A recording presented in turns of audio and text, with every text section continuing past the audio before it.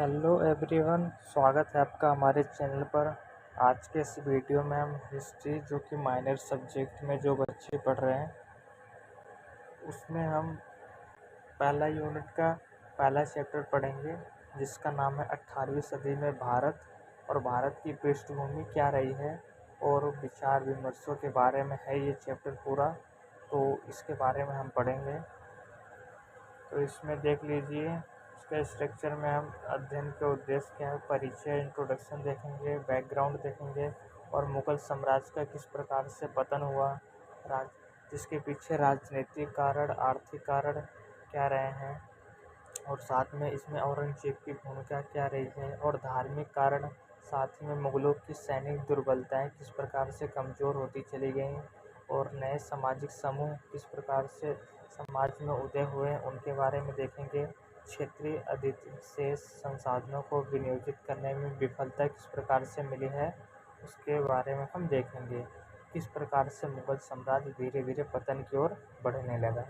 और इसके बाद फिर हम देखेंगे 18वीं शताब्दी में जो है क्षेत्रीय शक्तियों का किस प्रकार से उदय होता है, जिनमें मराठा, अवध, सिख, रोहिला या फिर रोहिल्ला और बुंदेला, जाट, जयपुर और अन्य राजपूताना राज्य देखेंगे।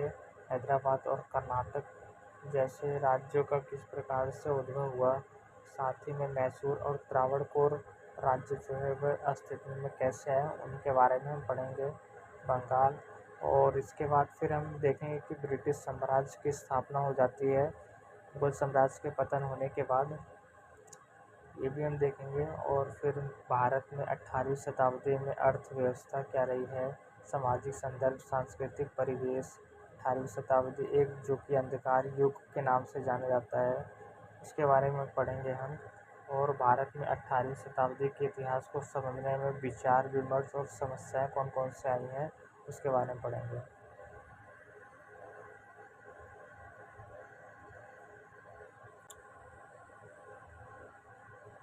तो अध्ययन के उद्देश्य क्या है, यानी कि इस चैप्टर को पढ़ने का मेन फोकस क्या है। तो इस पाठ का उद्देश्य 18वीं शताब्दी में जो है भारतीय इतिहास की प्रमुख घटनाओं से परिचित कराना है।